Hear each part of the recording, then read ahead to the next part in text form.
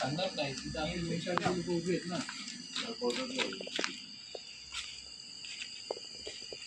आपला किती सांगायचं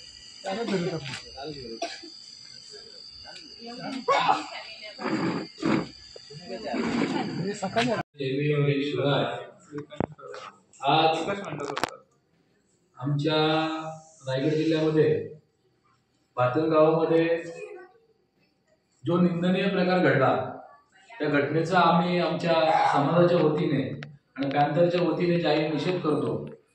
आज रात्रीचे 1:30 वाजलेले आहेत. जशी घटना आम्हाला समजली तसं आम्ही या ठिकाणी सर्व तरुण सर्व पॅन्थर या ठिकाणी समाजाच्या वतीने उपस्थित राहिलेलो आहोत.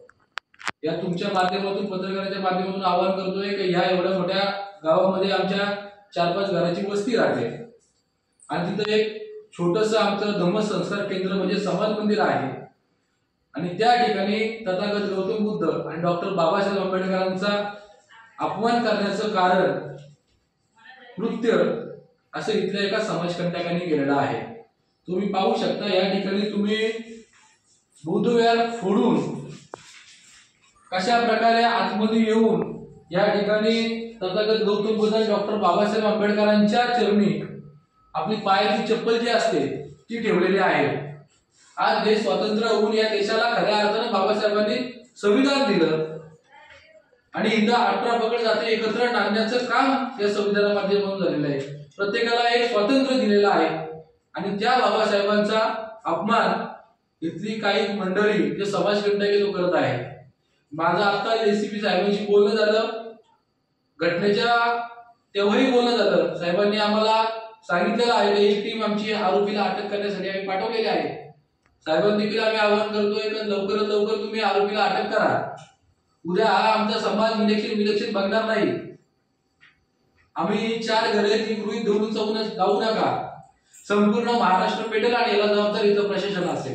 डॉक्टर बाबासाहेब आंबेडकरांचा आणि या ग्रामस्थांना माझ्या आया बहिणींना माझ्या भावंडांना या ठिकाणी मी सांगू इच्छितो का तुमच्या 4 घराची वस्ती म्हणून तुम्हाला घाबरण्याची काही गरज नाही.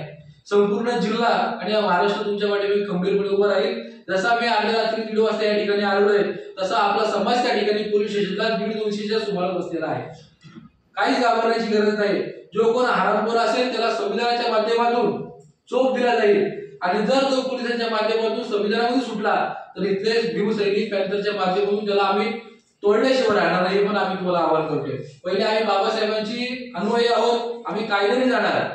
जर कायद्याने त्याला न्याय भेटला नाही तर आम्ही दुसऱ्या पद्धतीने जाण्याचा पण या ठिकाणी प्रयत्न करू. कारण एवढी निंदनीय घटना आजही या लोकांना बाबासाहेबांचा एवढा द्वेष का, आजही तथागत गौतम बुद्धांचा एवढा मोठा द्वेष का, आज आमच्या या 4 कुटुंब इतकं भयभीत झालेलं आहे का बोलून फायदा नाहीये. म्हणजे कुठेतरी जायचं, दाबदडप करायची, गावाच्या गावं उठवायची. पुन्हा हा धंदा याचा चाललेला आहे एका मनुवाद्यांचा. या मनुवाद्यांच्या विचारसरणीला काढण्यासाठी पॅन्थरने जन्म घेतलेला आहे आणि आम्ही कुठेही थांबणार नाही. आव्हान करतोय की समाजाच्या माध्यमातून सर्वांना की या गावाला तुम्ही येऊन भेट द्या, यांच्या मागे गंभीरपणे उभे राहा, यांना सक्षम करा आणि आम्ही सर्व तुमच्या सोबत लढू. तुम्हाला कुठल्याही प्रकारची घाबरण्याची गरज नाही. समाज तुमच्या पाठीशी उभा खंबीरपणे राहणार आहे. आता परत आम्ही पोलीस स्टेशनला जाणार आहोत. जोपर्यंत आरोपी अटक होत नाही तोपर्यंत आम्ही हा लढा कायम चालू ठेवणार आहे. याच्या पुढेही देखील तुमच्या सोबत आम्ही असणार. जय भीम, जय शिवराय, जय संविधान, जय पॅन्थर.